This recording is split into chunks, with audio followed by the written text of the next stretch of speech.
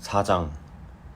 바리새인들은 예수님께서 요한보다 더 많은 사람을 제자로 삼고 세례를 준다는 소문을 들었습니다. 그러나 사실 예수님께서 직접 사람들에게 세례를 주신 것이 아니라 제자들이 세례를 준 것이었습니다. 예수님께서는 바리새인들이 자기에 대하여 이야기하고 있다는 것을 아시고 유대를 떠나 다시 갈릴리로 가셨습니다. 갈릴리로 가려면 사마리아 지방을 거쳐가야만 했습니다. 예수님께서는 사마리아에 있는 수가라는 마을로 들어가셨습니다. 이 마을은 야곱이 자기 아들 요셉에게 주었던 밭에서 그리 멀지 않은 곳에 있었습니다. 그곳에 야곱의 우물이 있었습니다. 예수님께서는 오랜 여행으로 피곤하여 그 우물가에 앉으셨습니다. 그때가 대략 정오쯤이었습니다. 사마리아 여자 한 사람이 물을 기르러 나왔습니다. 예수님께서는 그 여자에게 내게 마실 물 좀 주시오 라고 말씀하셨습니다. 이 일이 일어날 즈음 예수님의 제자들은 먹을 것을 사러 마을로 내려가고 그 자리에 없었습니다. 사마리아 여자는 예수님께 당신은 유대 남자고 나는 사마리아 여자인데 어떻게 나에게 마실 것을 달라고 할 수 있습니까? 라고 말했습니다. 당시 유대인들은 사마리아 사람들과 상종을 하지 않았습니다. 예수님께서는 그 여자에게 이렇게 대답하셨습니다. 당신이 하나님께서 주시는 선물이 무엇인지 또 내게 마실 것을 달라라고 말하고 있는 사람이 누구인지 알았더라면 오히려 당신이 그 사람에게 구하였을 것이고 그러면 그가 당신에게 생명의 물을 주었을 것이요. 그 여자가 말했습니다. 선생님, 당신에게는 물기를 도구도 없고 이 우물은 매우 깊은데 어디서 그 생명의 물을 구한단 말입니까? 당신이 우리 조상 야곱보다 더 큰 분이란 말씀이십니까? 야곱은 우리에게 이 우물을 주신 분입니다. 그분도 친히 이 우물에서 물을 길어 마셨고 그분의 아들들과 가축들도 그렇게 했습니다. 예수님께서는 이 물을 마시는 사람은 다시 목마를 것이요. 그러나 내가 주는 물을 마시는 사람은 누가 되었건 간에 영원히 목마르지 않을 것이요. 내가 주는 물은 그 사람 안에서 계속 솟아나 영원한 생명을 가져다주는 우물이 될 것이요. 라고 대답하셨습니다. 사마리아 여자는 예수님께 선생님, 저에게 그런 물을 주셔서 제가 다시는 목이 마르지 않을 뿐더러 물을 기르러 여기에 오지 않게 해주십시오 라고 말했습니다. 예수님께서 그 여자에게 가서 당신 남편을 불러 이리로 데려오시오 라고 말씀하셨습니다. 그 여자는 예수님께 저는 남편이 없습니다 라고 대답했습니다. 그러자 예수님께서 당신이 남편이 없다고 한 말은 맞는 말이요. 실제로 당신은 남편이 5명이나 있었고 지금 당신과 함께 사는 남자도 당신 남편이 아니오. 당신이 방금 전에 말한 것은 틀린 말이 아니었소 라고 말씀하셨습니다. 그 여자는 선생님, 제가 보기에 선생님께서는 예언자이십니다. 우리 조상들은 이 산에서 예배하였으나 유대인들은 예배할 수 있는 유일한 장소는 예루살렘에 있다고 주장합니다 라고 말했습니다. 예수님께서 이렇게 말씀하셨습니다. 여인이여, 나를 믿으시오.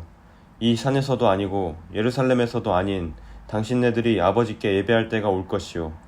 사마리아 사람인 당신네들은 알지 못하는 것을 예배하나 우리 유대인들은 우리가 알고 있는 것을 예배하오. 그것은 구원이 유대인들로부터 나오기 때문이요. 그러나 참되게 예배하는 사람들이 영과 진리로 아버지께 예배할 때가 올 것인데 지금이 바로 그때요. 그리고 하나님께서는 이렇게 예배하는 사람들을 찾고 계시오. 하나님께서는 영이시기 때문에 하나님께 예배하는 사람들은 반드시 영과 진리로 예배해야만 하오. 그 여자는 그리스도라고 불리는 메시아가 오실 것이라는 사실을 알고 있습니다. 그분이 오시면 우리에게 모든 것을 설명해 주실 것입니다. 라고 말했습니다. 그러자 예수님께서 여자에게 말씀하셨습니다. 지금 당신과 이야기하고 있는 내가 바로 그 메시아요. 바로 그때 예수님의 제자들이 마을에서 돌아왔습니다.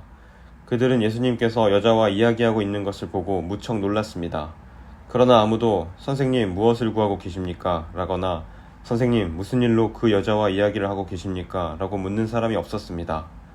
그 여자는 물 항아리를 버려두고 마을로 돌아가 사람들에게 말했습니다.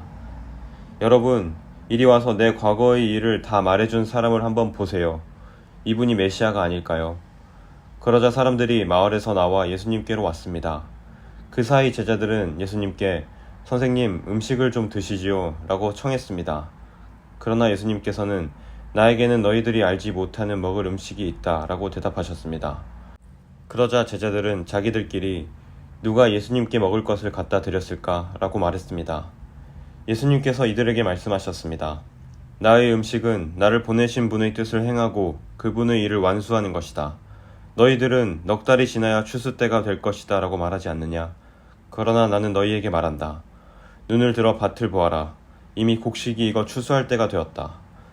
추수하는 사람은 벌써 추수한 대가로 품삯을 받고 영생을 위한 곡식을 추수하는 중이다.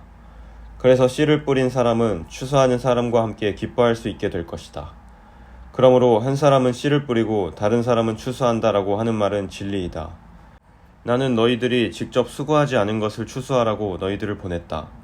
다른 사람들은 수고하였고 너희들은 그들이 해놓은 수고의 결실을 얻게 되었다. 그 마을에 사는 많은 사마리아 사람들은 그 여자가 그분은 내 과거의 모든 일들을 나에게 말씀해 주셨어요 라고 말한 것 때문에 예수님을 믿었습니다. 사마리아 사람들이 예수님께 그들과 함께 지내다가 가시기를 청했으므로 거기서 이틀을 머무르셨습니다. 그래서 보다 많은 사람들이 예수님의 말씀을 듣고 예수님을 믿었습니다. 그들은 그 여자에게 더 이상 우리는 당신의 말 때문에 예수님을 믿는 것이 아니요. 우리가 이제는 예수님의 말씀을 직접 들었고 이분이 참으로 세상의 구세주라는 사실을 알았기 때문에 믿는 것이요 라고 말했습니다. 이틀 후에 예수님께서는 그곳을 떠나 갈릴리로 가셨습니다. 전에 예수님께서는 예언자가 자기 고향에서는 존경을 받지 못한다고 직접 말씀하신 적이 있습니다. 예수님께서 갈릴리에 도착했을 때 그곳 사람들은 예수님을 환영했습니다.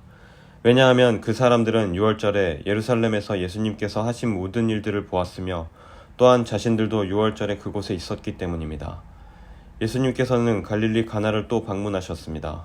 이곳은 예수님께서 물로 포도주를 만드셨던 곳입니다. 이곳에서 높은 지위를 가진 왕의 신하 한 사람이 살고 있었습니다. 그 신하의 아들은 병에 걸려 가버나움에 있었습니다. 왕의 신하는 예수님께서 유대 지방에서 갈릴리로 오셨다는 소식을 듣고 예수님께 찾아가 가버나움으로 오셔서 자기 아들을 낫게 해달라고 간청하였습니다. 그 신하의 아들은 거의 죽기 직전에 있었습니다. 예수님께서 왕의 신하에게 말씀하셨습니다. 너희는 표적과 기이한 것들을 보지 않으면 전혀 믿으려 하지 않는다. 그 신하가 말했습니다. 선생님, 제 아들이 죽기 전에 가버나움으로 오십시오. 예수님께서 대답하셨습니다. 가시오, 당신 아들은 살 것이오. 그 사람은 예수님께서 자기에게 하신 말씀을 믿고 집으로 갔습니다. 그 사람은 집으로 가는 도중에 자기의 하인들을 만나 자기 아들이 살아났다는 소식을 들었습니다. 왕의 신하가 자기 아들이 낫게 된 때를 묻자 하인들은 어제 오후 1시 무렵부터 열이 떨어졌습니다 라고 대답했습니다. 아이 아버지는 그때가 바로 예수님께서 당신 아들은 살 것이요 라고 말씀하신 그 시각과 정확히 일치한 것을 알고 자기와 그 집의 모든 사람이 예수님을 믿었습니다. 이것은 예수님께서 유대에서 갈릴리로 오신 후 행하신 두 번째 표적이었습니다. 5장. 얼마 후 유대인의 명절이 되어 예수님께서는 예루살렘으로 올라가셨습니다. 예루살렘에 있는 양의 문 근처에 기둥 5개가 있는 연못이 있었습니다. 거기에는 히브리 말로 베데스다라고 쓰여 있었습니다. 이곳에는 병약한 사람, 안 못 보는 사람, 걷지 못하는 사람, 다리를 저는 사람 등 많은 병자들이 누워 있었습니다. 거기에 38년 동안 병을 앓아온 한 남자가 있었습니다. 예수님께서는 그 남자가 누워 있는 것을 보시고 그가 아주 오랫동안 병을 앓아온 사람이라는 것을 아셨습니다. 그래서 그에게 물으셨습니다. 낫기를 원하시오? 병든 사람이 대답했습니다. 선생님, 물이 움직이기 시작할 때 제가 연못 안으로 들어갈 수 있게 도와주는 사람이 없습니다. 제가 물속으로 들어가려고 하면 다른 사람이 저보다 앞서서 물속으로 들어가곤 합니다. 그때 예수님께서 말씀하셨습니다. 일어나서 당신의 침상을 들고 걸어가시오. 그 즉시 그 남자는 병이 나았습니다. 그는 그의 침상을 들고 걸어가기 시작했습니다. 그런데 그날은 안식일이었습니다. 그래서 유대인들은 병이 나은 그 남자에게 이렇게 말했습니다. 오늘은 안식일이요. 안식일에 당신이 침상을 들고 가는 것은 율법을 어기는 일이요. 그러자 그 남자가 대답했습니다. 나를 고쳐주신 분이 나에게 침상을 들고 걸어가거라 하고 말씀하셨습니다. 당신에게 침상을 들고 걸어가라고 말한 사람이 도대체 누구요? 라고 유대인들이 다시 물었습니다. 그러나 병고침을 받은 사람은 어떤 사람이 자기를 고쳐주었는지 알 도리가 없었습니다. 왜냐하면 그곳에는 많은 사람이 있었고 예수님께서는 이미 군중 속으로 사라진 뒤였기 때문입니다. 얼마 후 예수님께서는 성전뜰에서 그 남자를 만나 그에게 말씀하셨습니다. 보시오, 당신은 이제 다시 건강해졌으니 더 악한 일이 당신에게 닥치지 않게 다시는 죄를 짓지 마시오. 그 남자는 그 자리를 떠나 유대인들에게 가서 자신을 고쳐주신 분이 예수님이라고 말했습니다. 예수님께서는 안식일에 이러한 일을 하셨기 때문에 유대인들은 예수님을 핍박하기 시작했습니다. 그러나 예수님께서는 그들에게 이렇게 말씀하셨습니다. 내 아버지께서 지금까지 항상 일하시니 나도 일한다. 이 말 때문에 유대인들은 더더욱 예수님을 죽이려고 안달하였습니다. 그것은 그분이 안식일을 범할 뿐만 아니라 하나님을 자기의 친아버지라고 불러 자기를 하나님과 동등하게 여기고 있기 때문이었습니다. 그러나 예수님께서 말씀하셨습니다. 내가 너희에게 진리를 말한다. 아들은 어느 것 하나도 혼자서 할 수 없다. 아들은 다만 아버지께서 하시는 일을 보고서야 그것을 할 수 있을 따름이다. 그것은 아버지께서 무엇을 행하시든지 아들도 행하기 때문이다. 아버지께서는 아들을 사랑하셔서 그분이 하시는 모든 일들을 아들에게 보여주신다. 너희에게는 놀랄 만한 일이겠지만 아버지께서는 이보다 더 큰 일들을 아들에게 보여주실 것이다. 아버지께서 죽은 사람을 부활시키시며 그들에게 생명을 주시는 것처럼 아들도 자기가 원하는 자들에게 생명을 줄 것이다. 이뿐 아니라 아버지는 아무도 심판하지 않으시고 심판하는 모든 권한을 아들에게 맡기셨다. 하나님께서 이렇게 하시는 것은 모든 사람들이 아버지를 존경하듯이 아들도 존경하게 하기 위해서이다.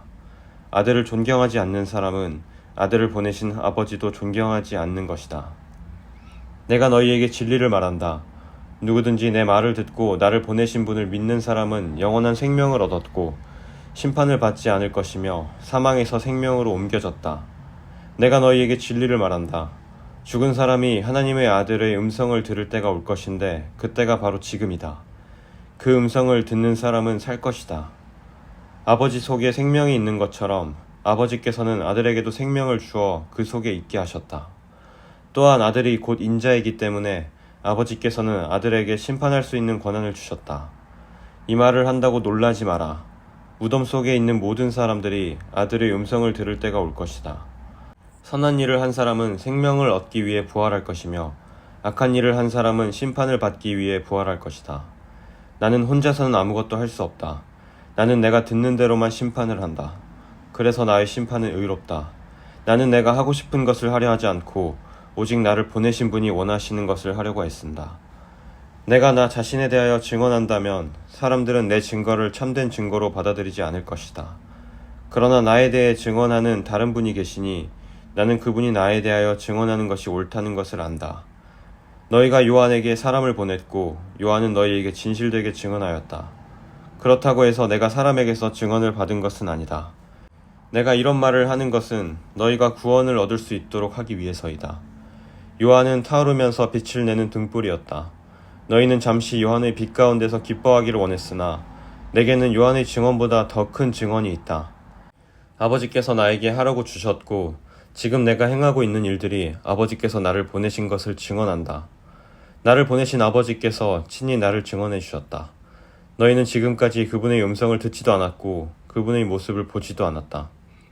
또한 너희는 아버지께서 보내신 사람을 믿지 않았기 때문에 아버지의 말씀이 너희 속에 머물러 있지도 않는다.